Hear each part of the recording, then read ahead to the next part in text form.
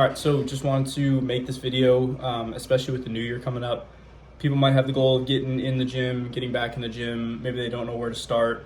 I thought maybe I could shed some light from my own personal experience about, a good way to get yourself started in the gym. So for a little bit of context, I had surgery on my hand a couple months ago. It knocked me off my normal training routine. I was unable to train the way that I like to for a couple months there during the recovery. And I'm gonna kind of basically walk through how I'm getting back into my training now, and I've really been enjoying it. A little disclaimer, I did not come up with these methods.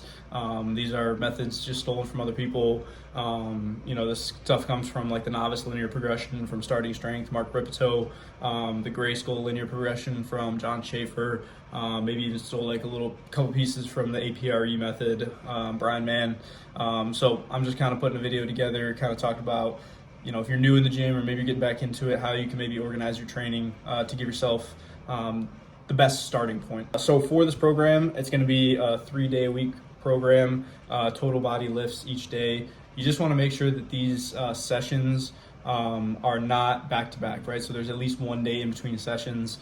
So that could be Monday, Wednesday, and Friday. It could be Sunday, Tuesday, Thursday. It could be Tuesday, Thursday, Saturday, whatever works best for your schedule, just 3 non-consecutive days in a week. Little kind of side note on these sessions, you don't have to, this is, more optional here. But I chose to, since I like to maintain some athletic abilities, I chose to do a little bit of sprinting and jumping before each session. So I would basically just alternate between doing some short sprints. So anywhere from 10 to 15 yards, 4 to 6 reps. I would go 4 to 6 just quality reps of a short sprint there, followed by 5 minutes worth of some sort of horizontal jump or plyometric. So that could be a broad jump, double broad jump, triple broad jump, a triple jump where you're going from one foot alternating, landing on two, any sort of a horizontal force vector jump there, following the short sprints. And then I would get into the lift. And then on the following day, like I said, alternating. So I would go 2 to 4 reps of a longer sprint. So it could just be a build up. It could be a 30 to 40 yard sprint. I didn't really do any timed fly 10s during this time just because I was more focused on lifting. But 2 to 4 reps of a longer sprint followed by something vertical oriented jumping. Okay, so it could be box jump. It could be a hurdle jump, an approach jump, depth jump, anything there. Just setting a clock for 5 minutes and accumulating quality reps. So that's all that I did in terms of sprinting and jumping. It never took more than 15 minutes. Like I said, I just wanted to be focused on lifting and get into that. So if you don't really care too much about the athletic side of things, if you don't really care about sprinting and jumping performance, you can just skip that. You can get a nice warm up in and you can get right into the lifting. So for the lifts, like I said, they're gonna be total body lifts. The main movements here are gonna be the squat, so particularly the back squat, the deadlift, the barbell bench press, and the barbell standing overhead press. It's organized into a session A, session B. So in session A, you're going to do squat followed by overhead press followed by deadlift. And then in session B, you're going to do squat followed by bench press followed by deadlift. And it will be alternating. So if in week 1 you're going Monday, Wednesday, and Friday, Monday would be session A, Wednesday would be session B, Friday would be session A. Following week, Monday would be session B, Wednesday would be session A, Friday would be session B. So it kind of gets this alternating fashion between session A and session B. Each session is going to start with the squat, followed by either the bench or the overhead press, depending on which session you're on. For both of these, it's going to be 2 sets of 5, followed by 1 set of 5 plus. So in your first session, during these first 2 sets of 5, you just want to find a weight where you're able to maintain technique of the load, and only that last rep is getting a little bit slower.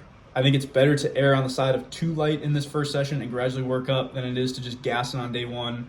Make sure that the technique is dialed in and find a weight that is comfortable but just mildly challenging on that last rep. Following the 2 sets of 5 on the squat and then either the bench press or the overhead press, you're going to do a 1 set of 5 plus. So this is going to be a set where I'm going to do 5 reps. If I feel like I still have more reps in the tank, I'm going to continue to do as many reps as I can until A, the next rep would be a failure, or B, the next rep would compromise proper technique of the lift. So this doesn't need to be a true max out, a true AMRAP. You don't need to be killing yourself on the last rep. You're just looking for something where it's hey, I maybe could have done one more. I think it's good to get in the habit, especially early on in your lifting career, of learning how to leave 1 rep left in the tank. So for the squats and then the bench press and overhead press, you're going 2 sets of 5 followed by that 1 set of 5 plus. And then after the upper body movement that day, then you're gonna move into the deadlift, which is gonna be just 1 set of 5. So you can think of this like a top set of 5. So by top set, I mean you're still gonna do your warm-up sets, but once you get to that kind of working weight, you're just doing 1 set at that working weight. So if my working weight for that day is gonna be 225, I might start with 95, then go to 135, 185, and then I would do that 1 set of 5 at 225 and call it a day after that. Same thing, in the first session, you're looking for something where you can keep your technique dialed in on this deadlift. Maybe that last rep is getting a little bit slow, but again, I think it's better to err on the side of too light rather than too heavy early on.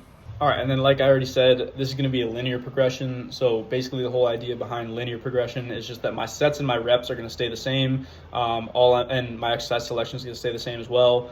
All I'm looking to do session to session is to make small incremental increases in load. So now we're going to talk about how much to increase the load session to session. So as far as the squat, bench, and the presses go, for that set of 5 plus, that is a little bit different than the original novice linear progression where you just go 3 sets of 5 across. I got that from the Gray Skull linear progression by John Schaefer. I think he kind of makes a good case where, like, especially if you have a little bit of lifting experience and you're just getting back into it, just doing that 3 sets of 5 at a pretty light weight might not be enough of a stressor early on to elicit adaptation. But by doing that last set of 5 plus, you're getting a little bit higher stress, which is going to lead to greater strength and hypertrophy adaptations over time, early on especially. And I think it also provides a good framework for kind of using like the APRE method of like using how many reps you did to justify your increase in load for the next session. So for the squat, the bench press, and the overhead press, on that last set of 5, you're always referencing that last set of 5, that 5 plus, okay? So let's say on Monday you did session A, you're coming back for Friday session A, so you're doing the same exercises here, whether you did the bench press or the overhead press. If you got less than 5 reps on that 5 plus set, you're going to want to go ahead and decrease 5 pounds. Now, life happens. Sometimes you sleep bad, you didn't eat well, life stressors pop up. If you get less than 5, which I don't think is going to happen all that often, just decrease the load a little bit, and then probably the next session you'll be able to increase again. But less than 5 reps, cut the weight by 5 pounds in the subsequent session. If you get between 5 and 9 reps on that last set, then you're gonna go ahead and increase 5 pounds, right? So it'd be 2.5 pound plates on each side. And if you get 10 or above reps, so if you get double-digit reps on that plus set, you're gonna increase 10 pounds, so you're gonna add 5 pounds to each side of the bar. Now, early on especially, you're probably gonna be able to add, make bigger increases in load. So you're probably gonna be getting 10 plus reps with that weight, so you're adding 10 pounds. But then as time goes on, I'm going to start to be getting less reps on those plus sets, and my increases in load are going to have to be smaller and more incremental session to session as I start to get stronger. Okay, now for the deadlift. So in the Gray Skull linear progression by John Schaefer, he also does just a 1 set of 5 plus. I'm not sure I'm a huge fan of doing that plus set, especially early on. I think you're just kind of asking for a breakdown technique on the deadlift, and I prefer to just stick with that top set of 5. Like I said, first session, you're looking for something that technically each rep stays sound across the whole set of 5. Maybe that last rep is getting just a little bit slow, but again, err on the side of too light rather than too heavy early on. Now for increases in load session to session, all you're going to do is you're going to ask yourself the question, how did that top set feel, right? So if that top set was very, very heavy, if you felt like you maybe had 1 rep, if you had to do 1 more, you could have done 1 more rep, then you're going to maintain the same weight. If you look back at that last set from the previous session and you think to yourself, that was a challenging weight, but it was doable. I had maybe 2 to 3 reps left in the tank by the end of the set. Then you're going to go ahead and increase 5 pounds, so 2.5 pound plates on each side. And if you think back to that last set and you think, man, that was really easy. I easily could have done 4, 5, 6, even more reps left if I really needed to. Then you're going to go ahead and increase 10 pounds or 5 pounds on each side of the bar. All right, so now to answer the question, when do I stop doing this kind of linear progression style? When you can no longer make an increase in weight on the squat, the bench, and the deadlift, what you're going to do is you're going to decrease your loads by 10% and you're going to restart the linear progression from that weight. So if I get to a point where I'm stuck at 315 for a set of 5 and I can no longer increase the weight and still get 5 reps, I'm going to take 30 pounds off. So I'm going to reduce my weight down to, let's see, that would be 285. and then I'm going to restart the linear progression from there, so adding 5 pounds or 10 pounds based on how many reps I'm getting on that plus set. Now, once you've done this, and then in 2 consecutive sessions, you're not able to make an increase in weight, that's your sign that the linear progression is done, and you have to move on to some more intermediate or advanced methods to continue building strength and size. Now let's talk accessory exercises. So this isn't necessarily a powerlifting program, but the reason that the squat, the bench, the overhead press, and the deadlift are used is just because they're the best bang for your buck exercises, especially early on. You're gonna get the most motor unit recruitment. You're gonna be able to get the ability to load heavy over time. And so especially if you're a younger training age, you can probably just run this without any accessories and be totally fine. You'll gain lean mass, you'll make strength gains. But as for accessories, I kind of just do like a what you feel that day. So if you get my free cheat sheet PDF, it has on there just like a bank of accessory movements and as well as accompanying double progression.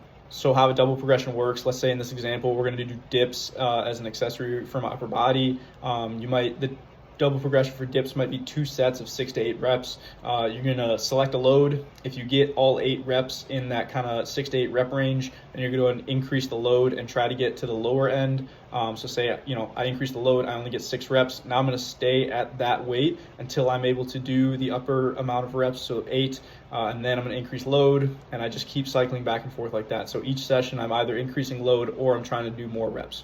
Outside of the program itself, my tips for kind of setting yourself up for success early on is going to be just make sure you're sleeping 6 to 8 hours a night, getting some quality sleep in so that you're recovering.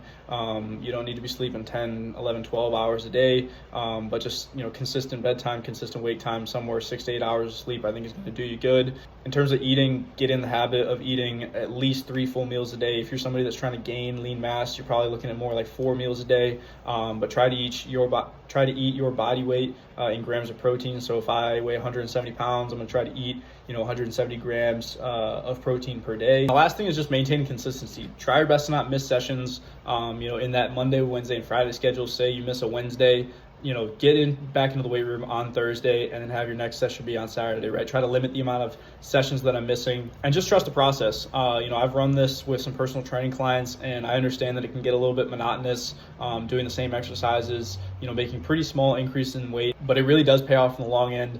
You're going to be able to add a good amount of strength in a reasonable amount of time. You're going to be able to add some lean mass, especially, if you're a little bit more on the undertrained side.